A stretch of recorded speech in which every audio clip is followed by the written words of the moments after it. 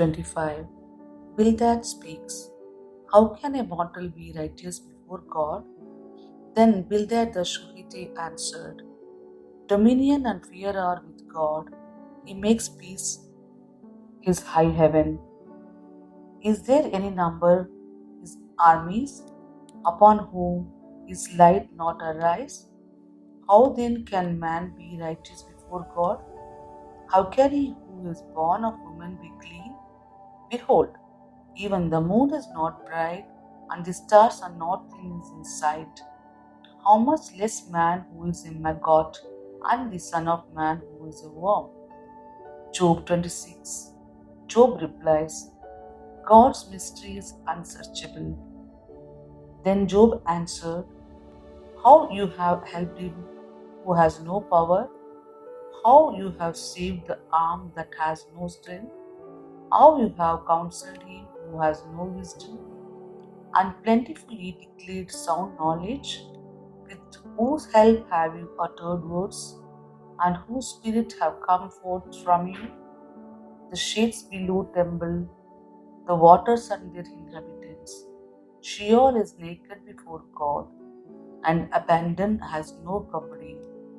He stretches out the north over the world, and hangs the earth upon nothing. He binds up the waters in his thick clouds, and the cloud is not rent under them. He covers the face of moon, and spreads over it cloud. He has described a circle upon the face of the waters, at the boundary between light and darkness. The pillars of heaven tremble and are astounded at his rebuke. By his power he stilled the sea. By his understanding he smote Rahab. By his wing the heavens were made fair. His hand pierced the fleeing serpent. Lo, these are but the outskirts of his ways. And how small a whisper do we hear of him? But the thunder of his power, who can understand?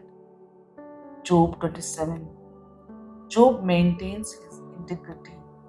And Job again took up his discourse and said, As God lives who has taken away my right, and the Almighty who has made my soul bitter, as long as my breath is in me, and the Spirit of God is in my nostril, my lips will not speak falsehood, and my tongue will not utter deceit. Far be it from me to say that you are right. Till I die, I will not put away my integrity from me. I hold fast my righteousness and will not let it go. My heart does not reproach me for any of my days.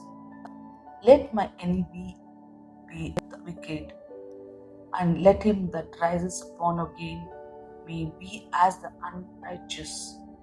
For what is the hope of the godless when God cuts him off? When God takes away his life, will God hear his cry? When trouble comes upon him, will he take delight in the Almighty?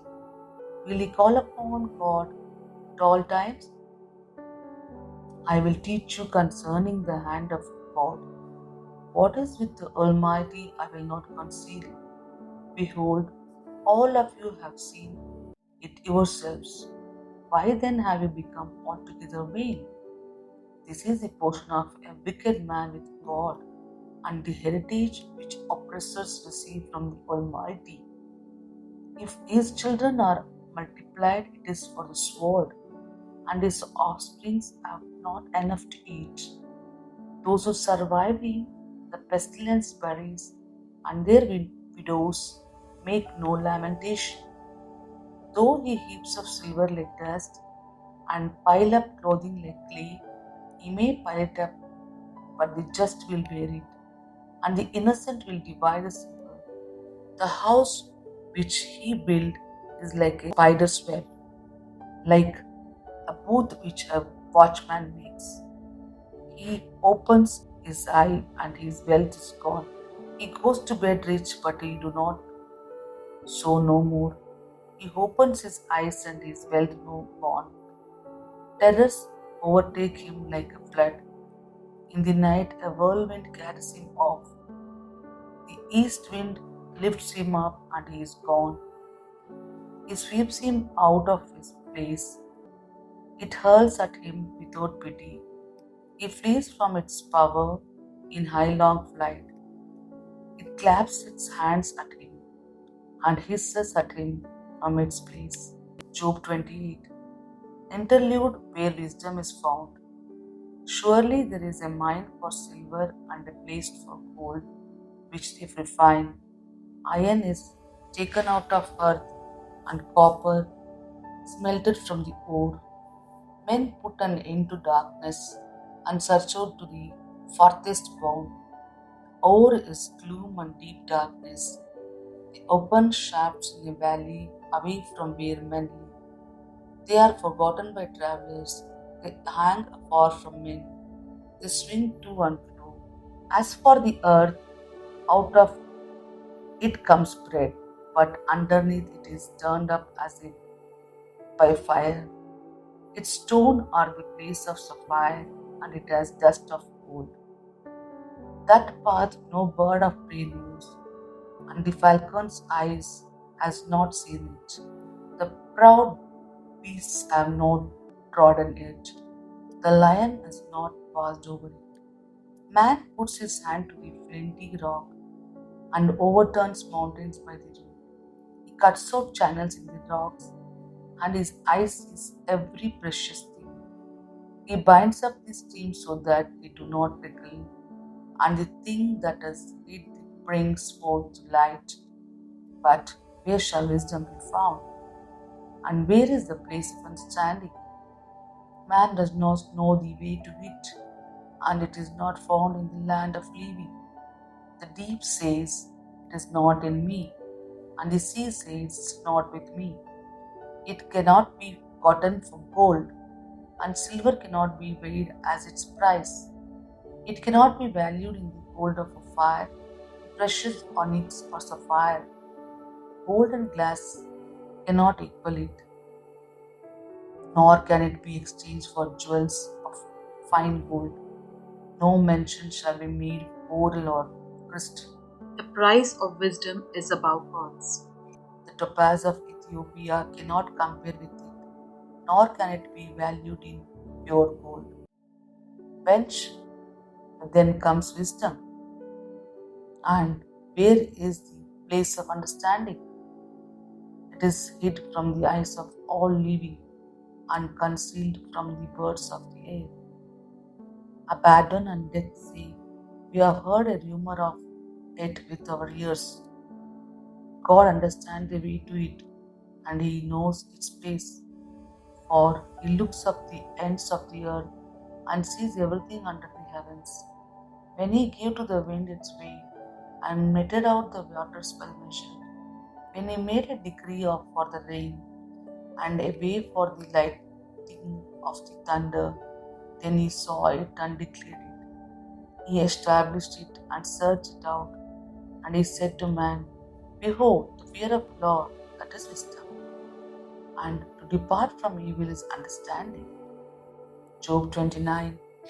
Job finishes his defense, and Job again took up his discourse and said, "Oh, that were as in the months of old, as if in the days when God watched over me, when His lamps shone upon my head, and by His light I walked through darkness, and I was in my autumn days, when the friendship of God was upon my tent, when the Almighty was yet with me, when my children were about me, when my steps were washed with milk, and the rock poured out for me streams of oil, when I went out to the gate of the city, when I prepared my seat in the square.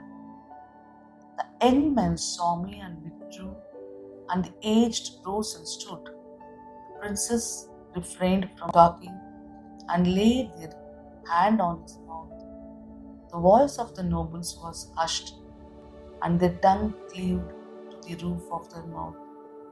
When the ear heard, it called me blessed, and when the eyes saw, it approved, because I delivered the poor who cried and the fatherless who had none to help him. The blessings of him who was about to perish came upon me, and I caused the widow's heart to sing for joy. I put on righteousness, and it clothed me. My justice was like a robe and a turban. I was eyes to the blind and feet to the lame. I was a father to the poor, and I searched out the cause of him whom I did not know. I broke the fangs of the unrighteous and made him drop a spray from his teeth.